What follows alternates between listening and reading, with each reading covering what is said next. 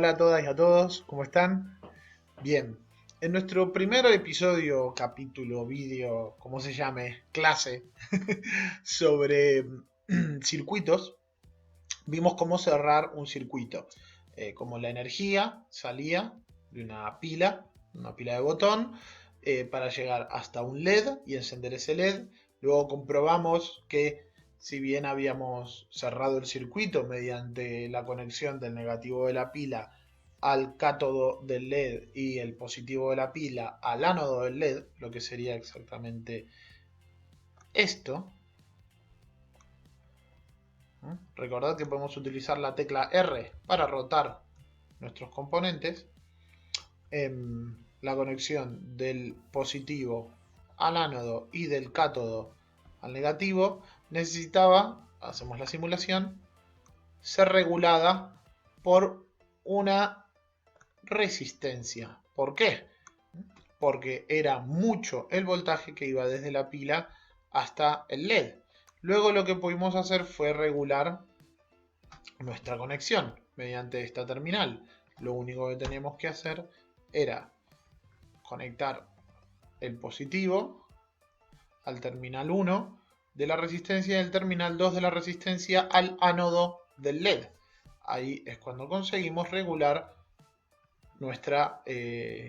el flujo de energía de un punto al otro. Luego lo único que nos quedó fue decidir primero la cantidad de energía que dábamos a, perdón, luego lo único que nos quedó fue decidir la cantidad de ohmios que le asignábamos a nuestra resistencia, en este caso 150, para que el LED brillase a la cantidad exacta que tenía que brillar. Bien, hemos visto resistencias, pero entonces ahora lo que tenemos que aprender es qué tipos de resistencias existen. Vamos a dejar la pila y el LED y a borrar todo lo demás. Para borrar los componentes lo único que tenemos que hacer es seleccionarlos y darle a la tecla de borrar de nuestro ordenador. Vale, como os decía, vamos a ver cuántos tipos de resistencias existen, que a grandes rasgos, si bien hay varias, con las que vamos a empezar a trabajar son con dos tipos de resistencias. Por una parte tenemos las resistencias estáticas, como la que acabamos de usar, pero también tenemos resistencias dinámicas, como es el caso del potenciómetro. El potenciómetro es esta ruedita que todos conocemos para regular pues, el volumen de un equipo de música o la intensidad de una luz cuando tenemos luces regulables. Vamos a apretar la tecla R para rotar nuestro potenciómetro y utilizarlo como resistencia dinámica en este ejercicio. Vamos a hacer un ejercicio muy sencillo. Vamos a conectar el positivo al ánodo. Recordamos que por convención el cable del positivo es rojo, perdón. Y el negativo vamos a conectarlo a el Wiper, que es el terminal que tiene el potenciómetro en el medio. Y al terminal 2 de nuestro potenciómetro al cátodo del LED. Y estos cables los vamos a pintar de negro. Y este también lo seleccionamos con el ratón y los pintamos de negro. Negro. Bien. Vale. ¿Cómo funciona este tipo de resistencias? Bien. Tiene dos terminales. En este caso vamos a utilizar solamente el terminal 2 y el Wiper, que es, digamos, el terminal que está conectado a la rueda del potenciómetro. ¿Sí? Conforme entra la energía, ¿sí?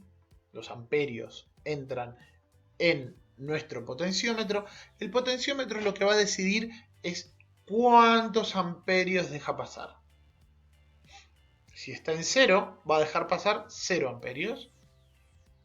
Conforme vaya abriendo el potenciómetro, irán entrando más o menos amperios. En este caso, nuestro potenciómetro es una resistencia de 250 kiloohmios. Entonces, vamos a iniciar nuestra simulación. Si os fijáis, el LED está brillando pero muy poco. Y en la medida en que vamos abriendo nuestro potenciómetro, el LED va adquiriendo más brillo. Hasta que llegamos al límite. Si os fijáis sobre todo aquí. Bien. Para comprobar cómo funciona una resistencia y hacernos una idea mucho más clara, una cosa que os propongo es que probemos a cambiar el ohmiaje de nuestra resistencia. Es un ejemplo que nos sirve más que nada, no a efectos prácticos, sino para poder comprobar el funcionamiento. Porque si os fijáis aquí, casi no brilla nuestro LED y empieza a brillar en el último tramo del recorrido del potenciómetro. Y el salto que tiene hasta que nos indica que estamos dejando pasar demasiados amperios, como podéis ver aquí, sale recién al final. Pero si en lugar de 250 kiloohmios nuestro potenciómetro fuese de 500 ohmios, podríamos comprobar que la escala, el espectro, el rango que tiene de brillo nuestro LED es mayor. Podemos ver que empieza a brillar ya aquí un poco más y desde la mitad un poco más, un poco más, un poco más, un poco más, hasta que al final ya nos empieza a advertir que es demasiado amperaje.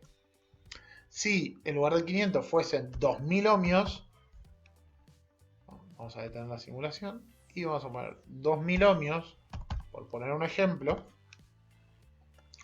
podríamos comprobar,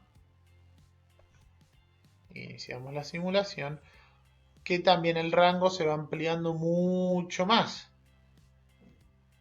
Y si os fijáis, antes la advertencia nos aparecía más o menos a esta altura, la advertencia de que era demasiado amperaje, ahora nos sale más hacia el final. Y tenemos mucho más rango, ¿sí? ¿Por qué? Porque la resistencia de nuestro potenciómetro es mayor. Antes dejaba pasar solamente 500 amperes. Cuando dejaba de pasar solamente 500 amperes, en cuanto tocábamos el último tramo, de nuestro potenciómetro, nos empezó a advertir que estaba haciendo demasiada energía. Pero ahora resiste más, resiste 2000 ohmios.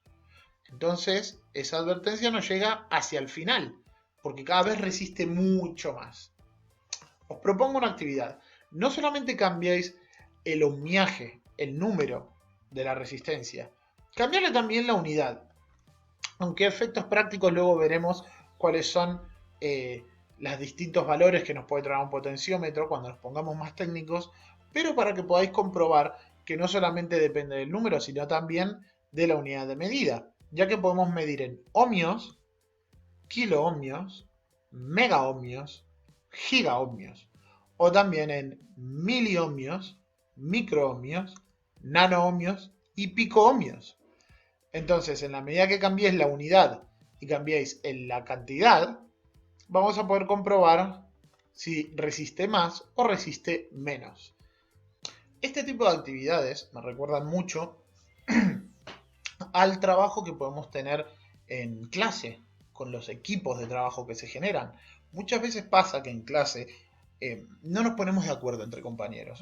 Tal compañero quiere tal cosa, tal compañera quiere otra, no nos ponemos de acuerdo, yo pienso de esta manera, yo pienso de esta otra. Y a veces nos preocupamos más por cómo piensa el otro, o que el otro piensa distinto a nosotros, o pensamos que el otro piensa mal, o que siente mal, o que cree cosas que no están bien para nuestro trabajo, y no nos damos cuenta de que un circuito no es muy distinto a esa situación. En un circuito tenemos un polo negativo y un polo positivo. Cada uno de esos polos debe concentrar la energía para conseguir que en este caso, por ejemplo, se encienda una luz. Bueno, muchas veces lo que deberíamos aprender es justamente a encontrar la forma de regular, como regulan estos potenciómetros, estas resistencias variables, regular las ideas de unos y las ideas de otros para ponernos de acuerdo y conseguir con éxito nuestros trabajos. Siempre consideré que enseñar a construir circuitos y a regular esos circuitos con distintos tipos de resistencias, nos puede enseñar mucho acerca de cómo aprender nosotros también a regular la forma en que trabajamos con los demás, nuestras ideas, nuestros sentimientos, nuestras emociones, nuestra forma de pensar, a regular con los pensamientos, ideas o emociones de los demás. Y así encauzarlas de la mejor manera para conseguir el éxito en nuestros trabajos o en nuestras actividades diarias. Creo que es una forma muy importante de ver los circuitos, sobre todo en estos tiempos en que a veces nos cuesta tanto ponernos de acuerdo. Así que espero que pronto estéis trabajando con esto y ver vuestros resultados lo más pronto posible.